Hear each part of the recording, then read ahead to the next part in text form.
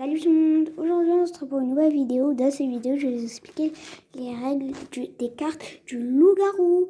Alors on va commencer par le villageois. Le villageois, son pouvoir, il n'a pas de pouvoir en particulier, mais il a le droit au vote dès que le village se réveille. Ensuite, on a la voyante. La voyante, pendant la nuit, elle est appelée et elle va désigner la personne dont elle voudrait connaître l'identité. Le narrateur va mettre le pouce vers le haut si c'est un gentil et le pouce vers le bas si c'est un méchant. Ensuite, on a la petite fille. La petite fille, elle est appelée pendant la nuit et elle a le droit d'entrouvrir les yeux dès que les loups-garous sont réveillés. Mais il faut qu'elle soit très discrète. Ensuite, on a la sorcière. La sorcière, elle est appelée pendant la nuit et le narrateur va lui désigner la personne qui est morte.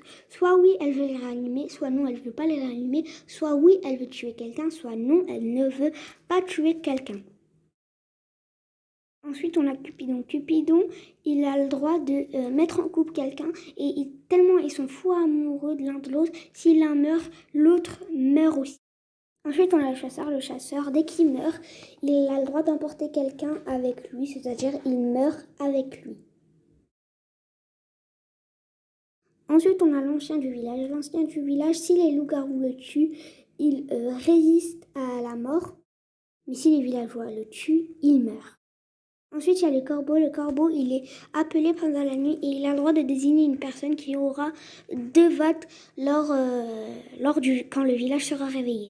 Ensuite, on a l'idiot du village. L'idiot du village, si le village le tue, eh ben, il reste en vie. Comme ça, les loups-garous peuvent le tuer tout simplement. Ensuite, on a les loups-garous. Les loups-garous, ils sont appelés pendant la nuit et ils doivent désigner la personne dont ils voudraient tuer tout simplement et ils doivent être le plus discret possible.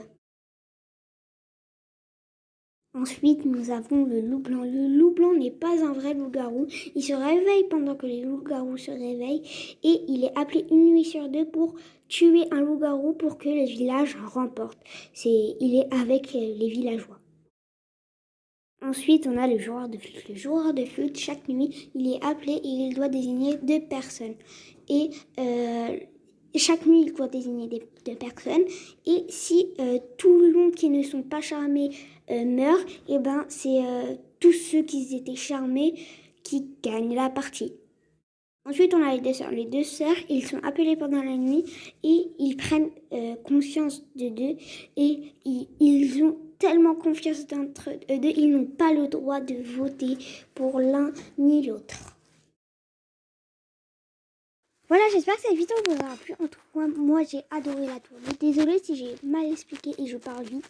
C'est juste que je ne sais pas parler lentement.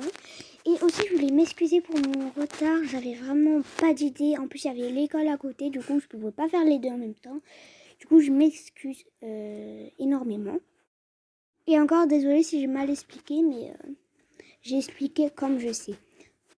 Voilà, c'était tout pour cette vidéo. Bisous!